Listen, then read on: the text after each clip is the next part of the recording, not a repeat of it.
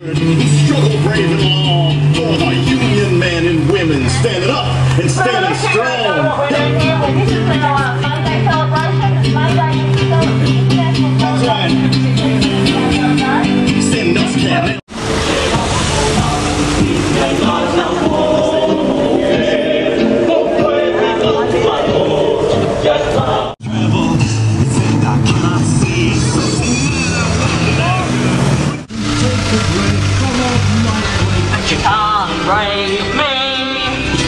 Me out, chain the gates, put black shirts in with dogs. Thanks really heaps for coming along today, because I suppose for me, Lita and James and a few other people, Dave, May Day is a pretty important day. You know, as most of you know, we're from Victoria. May Day is a pretty big day over in Victoria. It's a day that, you know, is the Workers' Day.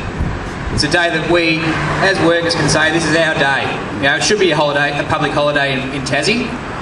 We're going to start to call on the government to make it a public holiday. We know you've only got 10 public holidays down here. Most of the people on the mainland have got 12. So there's space there to have another one. We reckon this should be the public holiday, at least one of them. There's a few other people that are going to say things about, you know, what May Day means to them. But, you know, finally, thanks very much for coming along. Hopefully it's the start of something bigger. Somebody before said that, you know, in a couple of years' time, when we get hundreds, if not thousands of people to come to these things in Tassie, we'll sit back and we'll say, hang on, we started that. We were there the first sort of one to kick things off again. And just finally, we are going to have a couple of you know, drinks and a few you know, bits of food to eat when we get back to the Melbourne, the Hobart Workers Club. So everybody, hope you can join us back there for a couple of drinks and something to eat. Thank you. And Renee, thank you for coming. Thank you very much, everyone, for coming for Compañía with us. I like this Compañía with you. Congratulations, everybody, for organizing this rally. I think a good example in Tasmania for everyone, for the leader in Tasmania. A good example, everybody. Dale. Yo solamente quiero este día saludar a los trabajadores en Tasmania, en particular a todos ustedes, y felicitarlos porque están aquí presentes. I'd like to start by giving my greetings to workers in Tasmania, and especially to you, and to congratulate you because you're here. Y decir también de que yo pienso que somos pocos, pero somos pocos los que entendemos que Australia es una isla, pero no está desconectada de la globalización y de las privatizaciones en el mundo. And there's only a few of us here at the moment, and what that means is there's only a few people who really understand that even though Australia is an island, it's a part of the rest of the world, and it's impacted on by globalisation and privatisation like everywhere else. Las unions en Australia necesitan miembros activos, necesitan líderes activos, necesitan trabajar más para poder hacer una buena union con una buena lucha, con los intereses verdaderamente de la clase trabajadora. And the unions in Australia need active members, the unions need active leaders, because there's a lot of work that we have to do. Para la clase trabajadora. Yeah, to fight for the working class around the world. Y solamente quiero aprovechar un poco. Hay una confusión a veces de que la gente en Tasmania, los líderes piensan, y los afiliados, que las reivindicaciones de la union solamente son reivindicaciones por trabajo, no son políticas. And so there's a mistaken belief in Australian and Tasmanian unions sometimes, where they think that the work of the union is just for their own members. Todo es política. La economía mundial está conectada con la clase trabajadora, no está desconectada. Estamos conectados con la clase trabajadora mundial, estamos conectados con toda la economía mundial. Yeah. But it's much more than that. The work of unions is political, because the economy of the world is all connected. We're all a part of it. The working class of the world are all connected. We're all a part of it.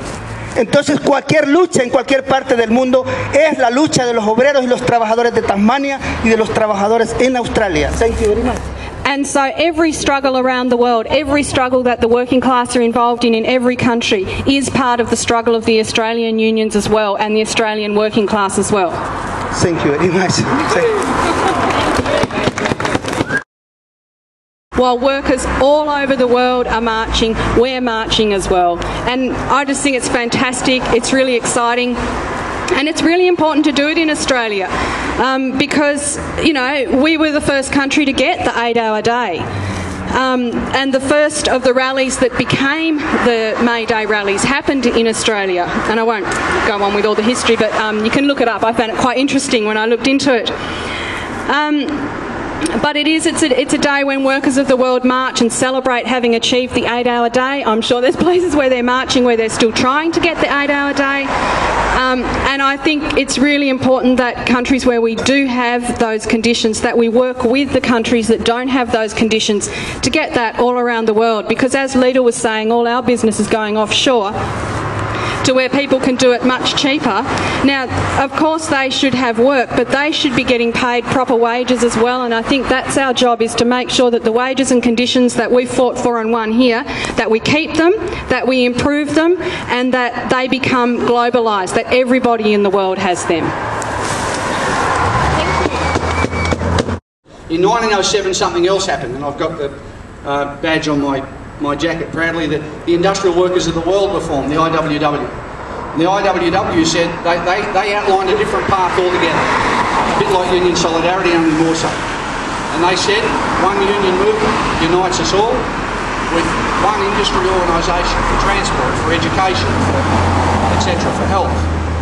And in that way we could take the boss on and beat him in his own game. So those are the two pathways, 1907, and for the nation, working class had a decision to make. Now, it was a bit hard to knock back the harvest of judgment, that social contract that said, if you do your work, you'll get enough to live on. It was pretty hard to knock that back, and our movement went down that road. And in the end, only registered unions could function. So, in other words, the state, the government, had to say, yes, we're going to give you permission to represent workers. So I've now been deregistered twice. I was in the BLF when it was deregistered in the early 70s, and then again I was an organiser with the BLF in the 80s when we were deregistered. So that meant they took away our right to legally represent workers. Well, it shows you how far the state will go to destroy unions, if you challenge. And then they drag us into the commission, and there they are, paid Segal lawyers, making money, whether or not their advice is good or bad. And their advice has been bad most of the time. They haven't won, and they still get paid. So the only winner is that particular law firm. We think they're leeches. They're leeching off hard-working, decent Tasmanian people. And we're going to present them with this award, this Australian Services Union Leech of the Year Award. And what we're going to do, and I'm hoping that we pack the sticky tape, because what I want to do is actually tape it up to the window so that every person that works in this lovely RACT building where Paige Segal Law Firm are housed can see that as they go in tomorrow morning, and they will understand who they're sharing their building with. So thank you all for coming. Personally, I appreciate it. I was very excited today. I had a lot of fun, and I hope you did too.